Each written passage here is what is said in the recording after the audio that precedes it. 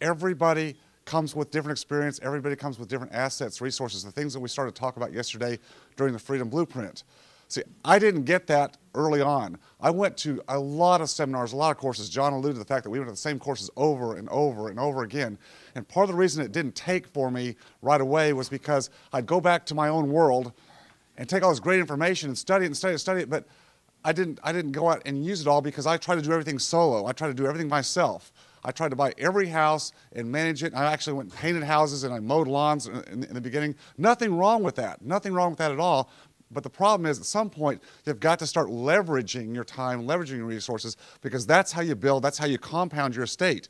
If you try to do it all yourself the whole time, then time is a factor that will constrain you to keep you from growing it more. So you've got to learn who the other people are around you and what they're doing and what they bring to the table. We'll talk a little bit more about that because I chose some people that I've spoken to this weekend, and I'm going to make you examples. I'll make you good examples here this weekend about what you bring to the table and where your next connection might be, so that you can take what you have and start leveraging that into what other people do. Jim's already showed examples of how he's worked with a number of people in this room, all kinds of people in this room, and that's what makes it work.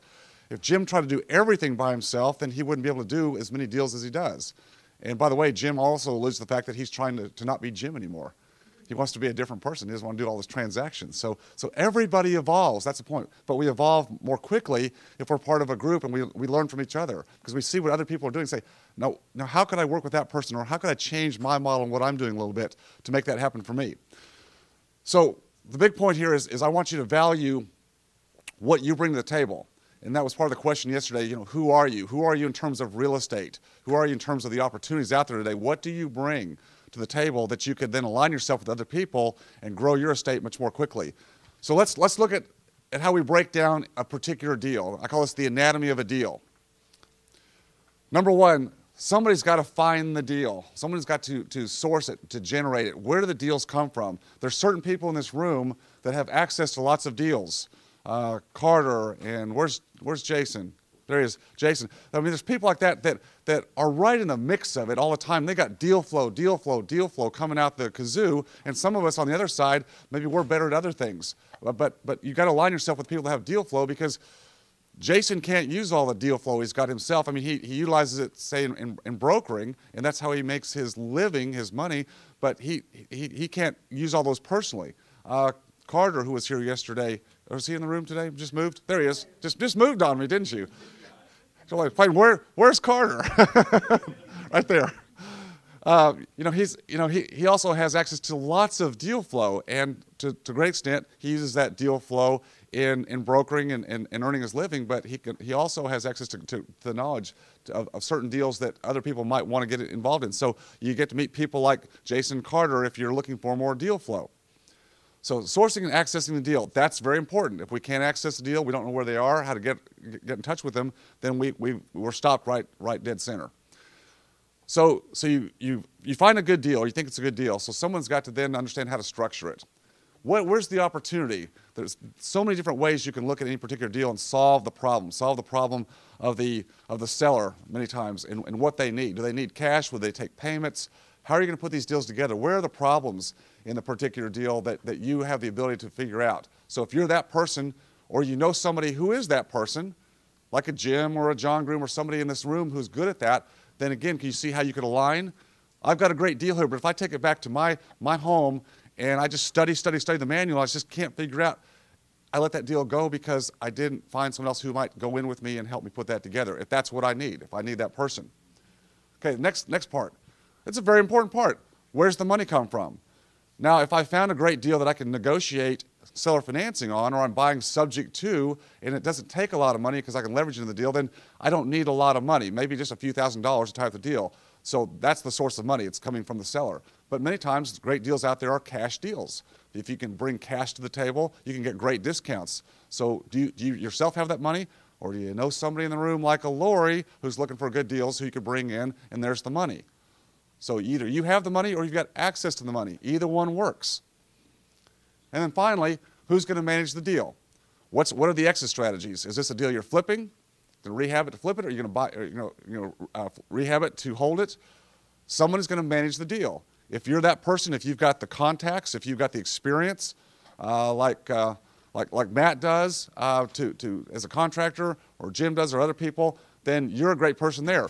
Now, you can be all of those things if that's where you are, or you can be any number of those things, 1, 2, or 3. It's not just, you don't have to have 4 people in that deal, or you could have 4 people in that deal. If you try to do it all yourself, then again realize that you're going to limit to some extent how fast you can go.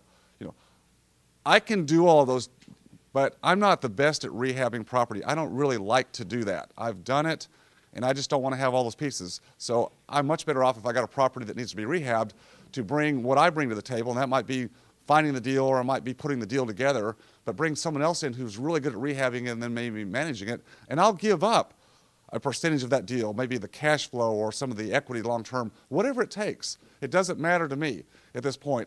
The deals I put together today, Jim showed, the debt financing and equity financing.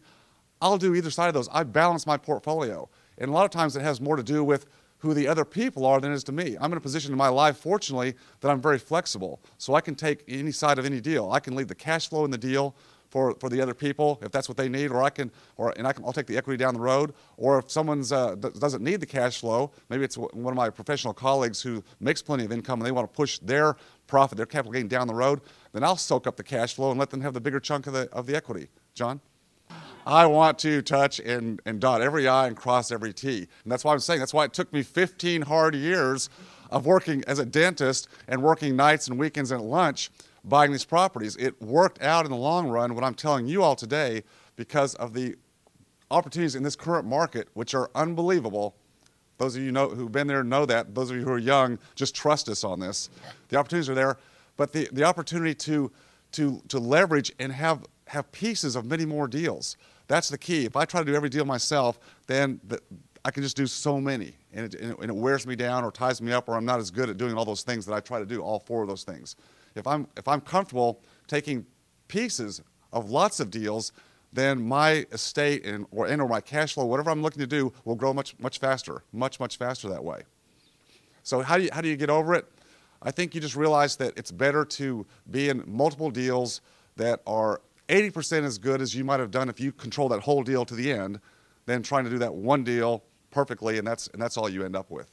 If that one deal consumes all my time, and I can be part of 5 other deals that have 5 other people and 5 other deals that have other people involved, that's a much better use of my time and leveraging what I know and how to do in the marketplace. So this is a little bit what Jim talked about, so we can roll through this a little bit more quickly. But again, just to reiterate, I said two different asset types. You can have the equity or the debt. And again, I do both of those. For someone like Melissa and Luke who are young and getting started, the equity deals are much safer because, again, they can structure the deals with their private lender so that they don't have to have payments. And if you don't have a lot of cash flow on the sidelines that you can use to solve problems, then that deal's a lot safer for you to do the equity deals. A lot of people say, well, why would you do equity deals? Because it looks like you're giving up so much money. Jim showed deals where the lender was getting 16%, 30%. Gosh, why would you do that? Aren't you giving up too much? No, you're looking at it the wrong way. There's a time when it's smarter to give up those big chunks because it's safer and you can do the deals and you don't get upside down. And all of a sudden you're in a deal, particularly if you're dealing with a bank, which I think everybody's given up the bank, haven't you? Does anybody still want to go to the bank after this weekend? Okay, all right. I'm just checking. Just checking, in case you came in late. We'll go over that at the break. But if you get upside down on one deal, in just one deal that you got involved with the bank, and it turned your life upside down, that would be a big mistake because you'd probably never go back again. You'd be afraid. You'd never do it. But this way you're safe. Now, at some point, you start to have enough deals, enough cash flow, where certain deals might make sense for you to do the debt side, where you have a lender who's getting a straight interest or maybe an interest rate in a shared appreciation deal. Some deals make sense for me to go ahead and even go in a little bit negative cash flow because I want to pay those deals off. If I've got a lender involved, I want to pay them off because I'm always trying to go free and clear, free and clear, free and clear. But you don't start off going free and clear. You start up building up cash flow and equity. Later on down the line, when you've pyramided and you have enough equity in deals, you can start with your joint venture partners selling some of those off and then paying other deals off in your portfolio, and little by little you go free and clear. It's just the way you step through it over time.